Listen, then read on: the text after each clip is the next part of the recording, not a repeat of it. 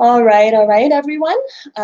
We are live. We are starting off our Facebook Live, which we're going to talk a little bit more about DAT. And guys, thank you so much for all of your submissions that we've received so far.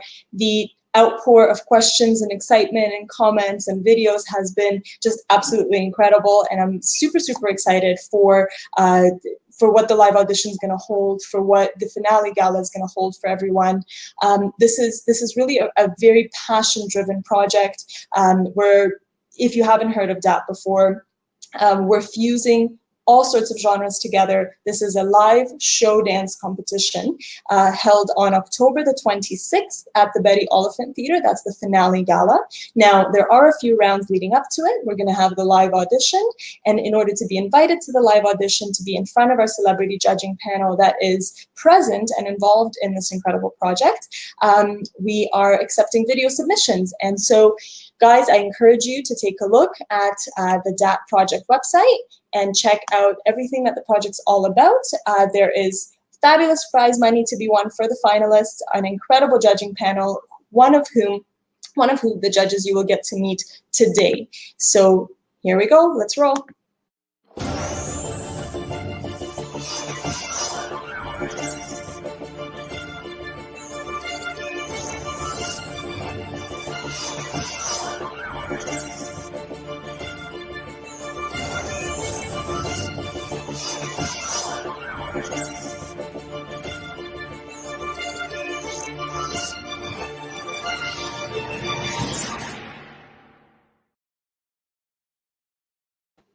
All right, guys, so let's go right into, this is the first adjudicator that we are meeting that's involved with the DAT project. There will be a few more episodes to introduce each of the adjudicators to you, and make sure you pay attention to what they are looking for, because that's exactly the key to your success within this project. Now, our first incredible adjudicator is Jennifer Nichols. She is really the superstar of the ballet world. You'll hear much more about what she's done, but she is the co-artistic director for one of the largest entertainment companies in Canada, Hit and Run Dance Productions. And she's actually working on an incredible new series. She's the head choreographer and dance consultant for a Netflix series show, Tiny Pretty Things. And I'm humbled and very, very excited to bring her on board for this project. You guys may know her. You absolutely do know her. And if you don't, you should know her, because she is absolutely incredible. Let's bring her on. Once again, this is Jennifer Nichols. Let's bring her on board. Hey everyone. Hi, Jennifer. Hi. Thanks for joining us in the webinar and also on the project, where we're super, super excited to have you, and for making the time. I know you're in the midst of a busy rehearsal schedule, busy filming schedule, so to dedicate some time to us, we very much appreciate it. Oh, I'm happy to be here. Awesome. So tell us a little bit about, so those that are watching, I think I'm sure most of our audience already know you, but those that don't, maybe you can give them a little bit of background to some of your accomplishments. I mean, you've danced and performed with some of the biggest companies in the world and in Canada, and choreographed for some of the largest projects in Canada. And so maybe you can walk our dancers through your bio and your accomplishments a little bit. Yeah, I mean, I've been dancing professionally for many, many years now. Probably, if I give away how many years, I'll give away how old I am.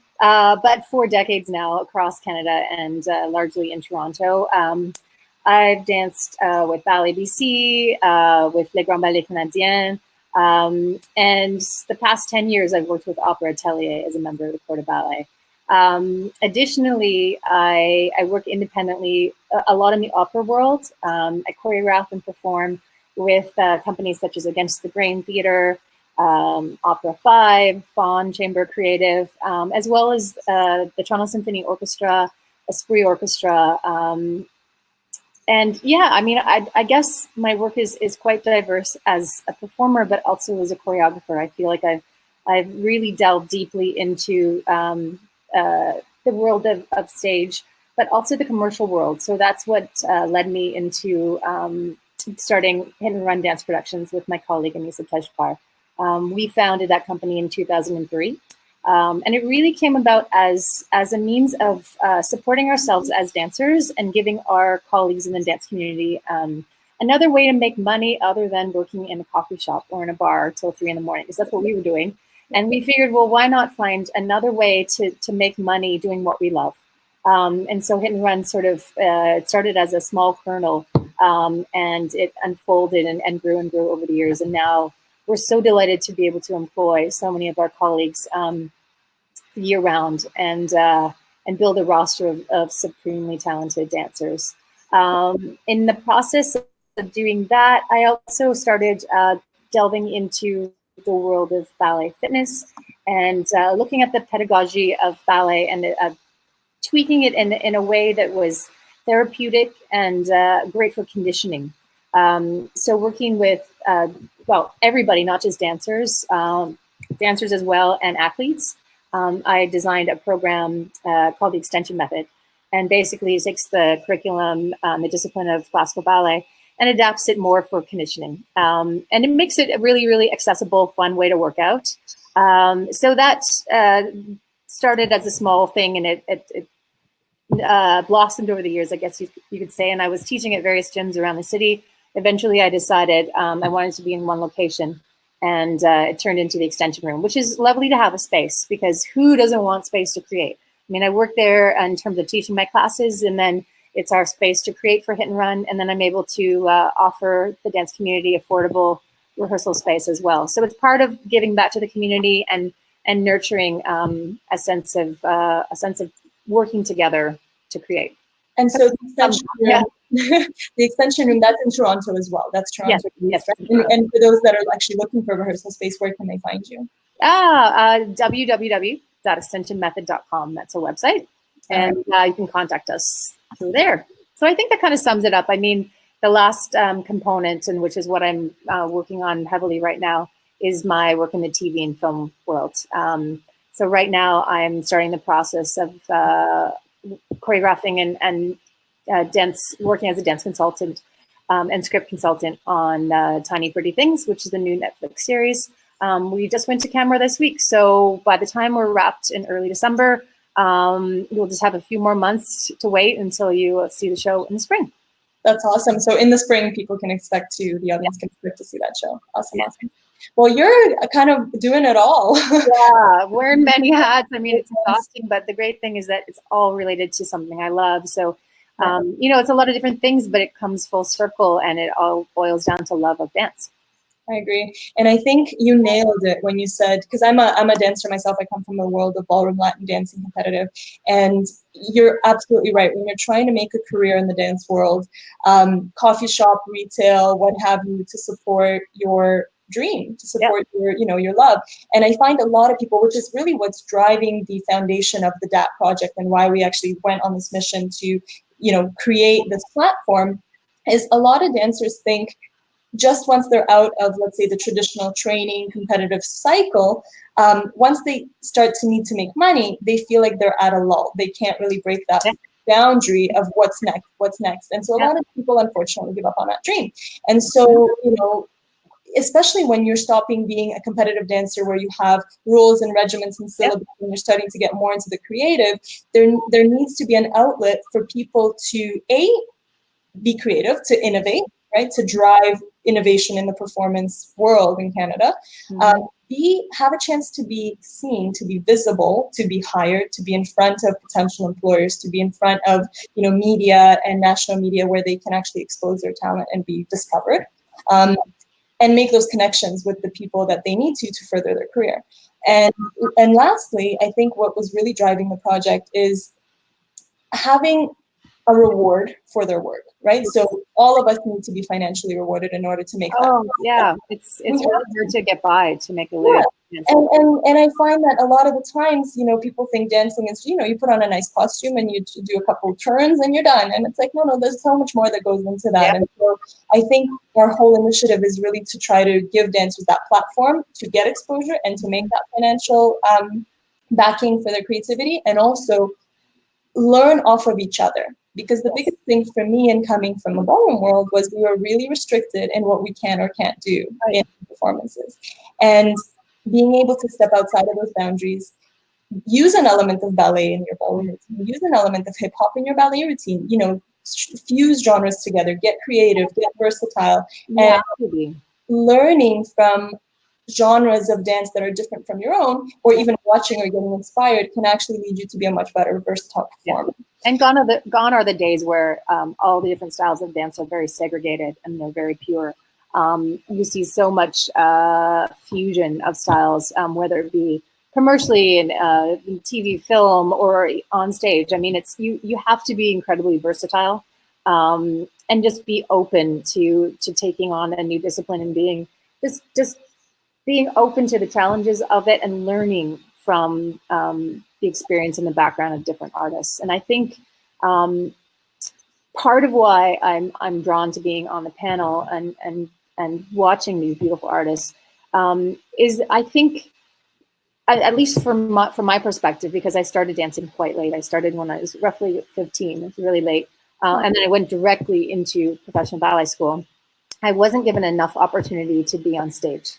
And the stage experience is crucial, not only to be seen by, you know, possible directors and people who will, you know, help you further your next stage in your career, but just to get the confidence to be out there. I mean, I suffered brutally from stage fright when I stepped into my career because I just didn't have enough concrete stage time. And I feel like the more we put ourselves out there in front of an audience, the more we share our love of our art form and we meet different professionals in the field, the more confident we become as an artist. Yeah, I think that is really, really going to contribute to that in the Toronto community.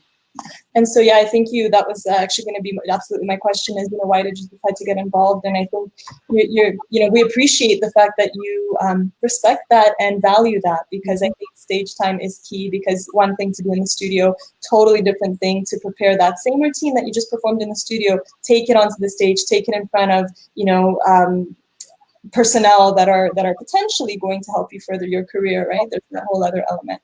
And also just get the feedback from mentors, from people who have a great deal of experience in the industry. You know, all it takes is one slightly different perspective to make a huge change in how a young dancer approaches their craft. Yeah. So that's why the feedback from the judges is I think, vital to give people a different way of viewing how they move and how they can approach the next step in their career. Dancing. And I guess, guys, those of you that are watching, and thank you to everybody that's tuning in, it's great to see you online. At the live audition, the dancers that make it through to the live audition round, once you guys are in front of the judges, I mean, this is your chance to actually receive the feedback, right? Because they're going to be giving you feedback. They're going to be speaking with you and telling you what to improve or in written form, whatnot. So do take that value back, improve on it, because these are, you know, adjudicators and dancers that have been through what you're going through, that have been through that path of wanting to get to the top, right? Of wanting to get to the commercial world, of solidifying their dancing. So that's actually very valuable. And thank you for being open to sharing the feedback. Yeah. So one other question for you onto that same topic is, what do you hope to see from the dancers that are submitting their show dance video? Yeah. And at the live audition and at the finale? So what is your overarching expert eye who will be looking for? Well, there's a few different things. Most of all, I'm looking for authenticity in each dancer's movement style. And I really want to see who you are as an artist, not a copy of what you think is trendy or someone you were trying to look like. I want to see you as an individual shine through. Mm-hmm. I also want to see why you dance. So whatever you're performing, I need to be able to watch you and understand why you love doing what you do. And I guess this means allowing your spark to shine through. So there's not just about steps and technique, but it's about artistry. You know, I think particularly now in the dance world, tricks and virtuosity have taken precedence and become more important than artistry, which really means that what we're doing is no longer an art. It's just an exercise in athleticism and extremes. So I'd like you to show me who you are as an artist and not just a technician. Then on the flip side, technique is really, really, really important. So I'd rather see clean, thoughtful, and conscious technique, precision that's been carefully practiced and intelligently investigated. Lines are lines are lines. I mean, coming from a classical ballet background, lines are very important to me. So forgetting about the line in order to achieve a higher leg or more speed or one more pirouette, I'd rather see the completed picture and finish that line. It's not just about the snapshot moments. If that makes sense. Yeah. The path on the way there and the clean and the fluid transitions between the steps. And in my mind, that's what separates professional from someone who's not. It's the transitions and the fluidity. So be very, very thoughtful in your technique, not just thinking about the wow factor. Yeah, and I guess to your point in terms of artistry, do you find it's more driven? So when you see artistry, is it more driven by emotions? Is it more driven by expression, by idea of what they're trying to portray? Yeah, so maybe delve into that a little bit more. For me, it's the musicality, because the musicality is intrinsically connected to the emotional heartbeat of the piece for me. That's the reason I started dancing, was because I love music so much. And so the pulse and the rhythm of what's making you move and how you emotionally connect to the music, I think really, really speaks a lot for me as someone, viewing dance. So I don't think you need to reach for the emotions. I think the emotions will naturally come out if you find a way to connect with the music. Right. So just to sum it up once again, authenticity is key. Musicality, connecting to the music, that's what's going to showcase your ability to perform or to live that routine or that showpiece. Technique, lines, still being able to transition, showcasing excellent transitions, not just pose for the picture moment. And that's just key moments for you guys to keep in mind as you build your routines, as you film your routines, and ultimately as you come to perform your routines. All right, next question I have for you is, because DAT is so focused on the fusion of all the different genres and sometimes the juxtaposition of the different genres, because I won't be surprised if we do have a hip hop artist, soloist competing against the ballerina solo show, or a group belly dance number versus a gymnastics number or an acro-based number. And so oftentimes, sometimes that intimidates people because they can't quite understand how is technique in one genre going to be judged against the technique in another genre. Personally, for me, I do think it's all artistry. I do think that all of the dance genres blend, and there's key factors that make it either an entertainment, heartfelt piece or a banged out routine that just looks mechanic. Right. And so, but as a dancer, do you think fusing genres and experimenting with styles is an important factor for a dancer, or is it more important to perfect their technique and craft in one certain genre? I think you need to start with a basis, a foundation of a very clean technique. And I always say, I'm biased because I'm a ballet dancer, but if you have a basis in classical ballet technique, it opens the door for you to be able to delve into any other style, but have that foundation of those clean lines and the turnout it's something that always shines through. You can always tell if someone has the classical background. It doesn't necessarily mean you have to come from a ballet background. I really do think that right now, in the dance world, you have to have versatility in style in order to have a consistent, long career. I said it before, gone are the days where you step out of school, whether it be ballet school or any other type of training, and you pop into a company and you're stepping into a yearly contract where you're just dancing one style for one company and you have, your reliable paycheck. It's not like that anymore for most people. Few lucky people maybe, but everyone else has to be a chameleon. You are auditioning every week sometimes. You're walking into a room with a choreographer who is a contemporary choreographer, but they may be inspired that month by Indian dance or hip hop, and you're melding ballet with hip hop with contemporary. And what is most satisfying for a choreographer is to know that someone has versatility and is adaptable. It's like being a choreographer is like having clay that you can sculpt, and when you have really malleable clay that can take on different shapes and forms, it's really, really exciting for us as a choreographer. It's like playing with vocabulary. And if you can only speak one language, then the limitations are there. If you're fluent in multiple different languages, the sky's the limit, and you'll work consistently. So if you haven't ever stepped into a hip hop class, do it. If you haven't taken a ballet class, do it. Just start opening yourself up to different styles and techniques. And it doesn't mean you have to be the best at every technique.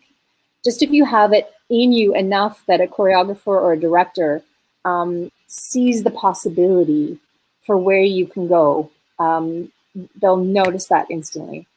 So the most versatile you can be, the best.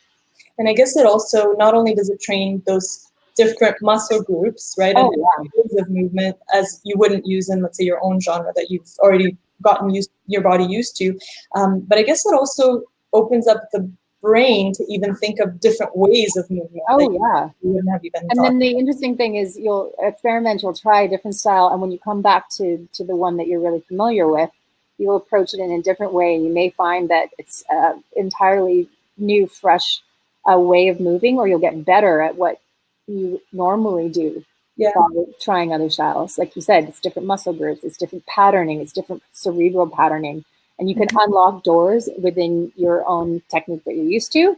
You can surprise yourself. Like, wow, I never knew I could do that. Yeah.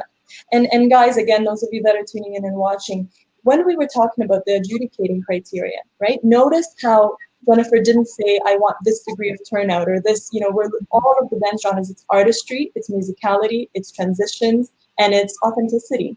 So, we are having several genres of specialists for adjudicators on the panel, right? So Jennifer from the ballet world, we're going to have Jeff Dimitri, who is more theater and contemporary, and then we're going to be announcing a hip hop and a circus adjudicator as well soon. So, but keep in mind, no matter the genre, the principles remain the same. The principles remain valuable as to what you're bringing to the table.